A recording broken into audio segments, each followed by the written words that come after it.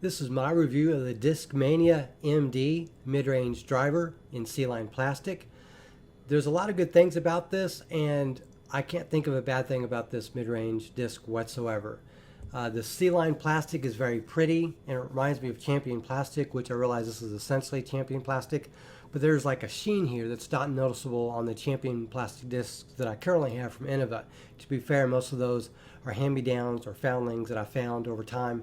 But this is a very pretty disc, but it's also a very sturdy and functional disc, and I'm going to go through some of the pros and cons of this disc, but it's pretty much just going to be pros. So the rim here on this disc is very wide for mid-range. It's at 1.4 centimeters. Most of the mid-ranges I have are roughly 1.2 centimeters long in terms of the rim width or the wing length. So I can appreciate these longer wings on this disc.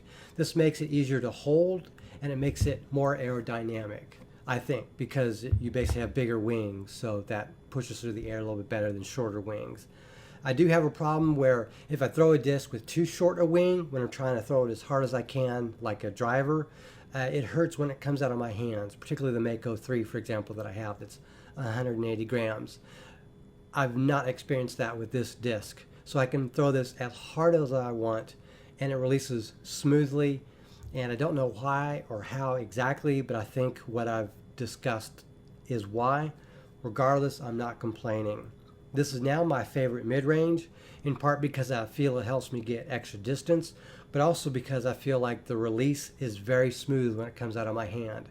With some premium plastics, it can cause some problems with early release, as the plastic can be too slippery, particularly in the heat, but I don't find that problem here with this disc, even in the Texas heat of 90 degrees or more.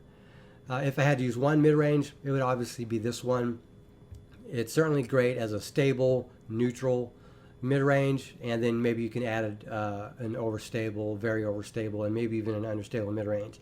But this would be the one you just have to absolutely get at a bare minimum, or something very close to this. It's very durable, which I prefer in anything that's bigger than a putter. In other words, anything that I'm going to try to throw 100 feet or more, or might end up against a tree. I want a sturdy disc, so I'll pay more for a more premium plastic. There is no bead as well on this whatsoever, which is something I prefer in a disc, specifically something that's not a putter. I can deal with a bead on a putter. I love that this disc tends to hold whatever line that you throw it on, making it very easy to diagnose what you did after the fact.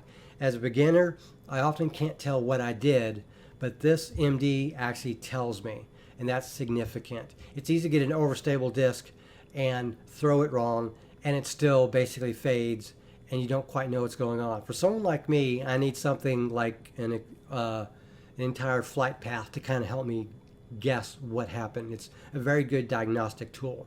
And I think a max weight C-line option, personally, is the best one to get, given that A, it's the most stable possible version that you can get of this disc, and do the plastic and the weight, and it makes it more future-proof for, against losing stability over time. In other words, over time, as you throw it, it hits more things and it loses stability and becomes more understable.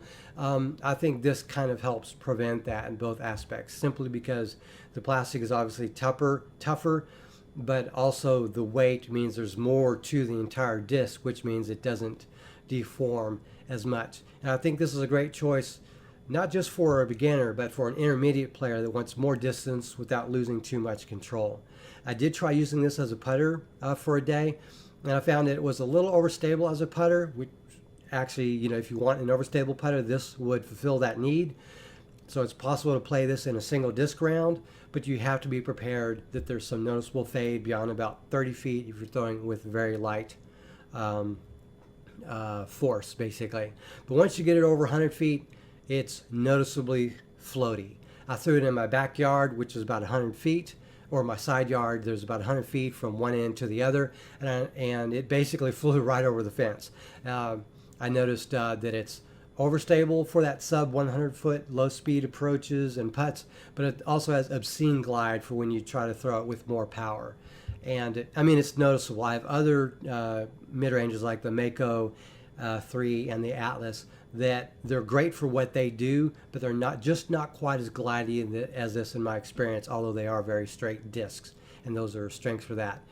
I did take this to a field, as you've been seeing from some of the footage, and I was able to get decent distance out of it with my throws, and I noticed that the glide was there on nearly every throw, mainly because I've been throwing a lot of discs at this one field, some at the very same time that I'm throwing this, and you can kind of see, you can tell the difference when you do a little bit of a comparison of the footage after the fact, which is something that I've done.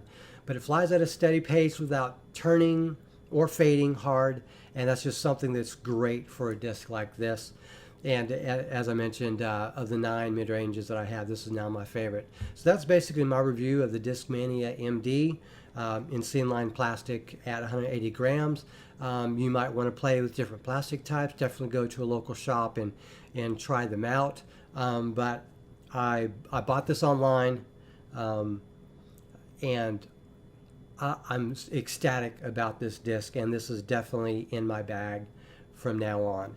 And I can't recommend it enough. There's very few discs that I actually fall in love with. This one is definitely one of them. Thank you very much for watching, and have a great day.